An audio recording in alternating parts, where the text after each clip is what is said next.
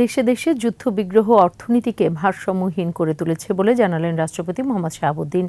কঠিন এই সময়ে একে অপরের পাশে দাঁড়ানোর আহ্বান জানালেন তিনি।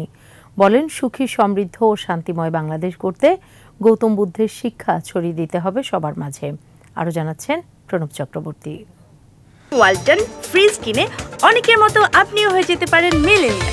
সেরা পণ্যের সেরা অফার। শুভ বুদ্ধ পূর্ণিমা উপলক্ষে বঙ্গভবনে বৌদ্ধ সম্প্রদায়ের বিশিষ্ট ও গণ্যমান্য ব্যক্তিবর্গের সাথে রাষ্ট্রপতি মোহাম্মদ শাহাবুদ্দিনের শুভেচ্ছা বিনিময় করতে আসেন বিভিন্ন দেশের কূটনীতিকরাও। বৌদ্ধ ভিক্ষু ও বৌদ্ধ ধর্মের বিভিন্ন মানুষের সাথে এ সময় কুশল বিনিময় করেন রাষ্ট্রপতি।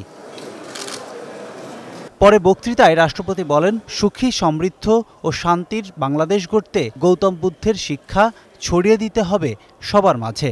মানুষকে আলোর পথ দেখাবেন, দেশ ও জনপদের কল্যাণে কাজ করবেন। শুধু নিজে বা পরিবারকে নিয়ে ভালো থাকার চিন্তা না করে সকলকে নিয়ে ভালো থাকার চিন্তা করবেন। মহামতি বুদ্ধের এই শিক্ষাকে আপনারা নিজের জীবনে প্রতিফলিত করবেন এবং অন্যদেরকেও উৎসাহিত করবেন। বিভিন্ন দেশের যুদ্ধ ক্ষতিগ্রস্ত করছে বিশ্ব অর্থনীতি। তাই কঠিন সময় পাড়ি দিতে একে অপরের পাশে থাকার আহ্বান জানান রাষ্ট্রপতি। দেশে দেশে যুদ্ধ বিগ্রহ বিশ্ব অর্থনীতিকে ভারসাম্যহীন করে তুলেছে।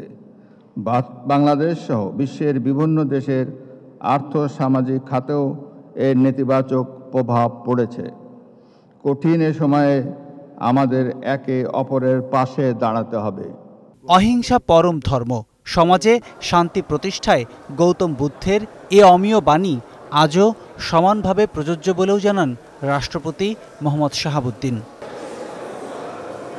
প্রণব চক্রবর্তী, একুশে টেলিভিশন, ঢাকা।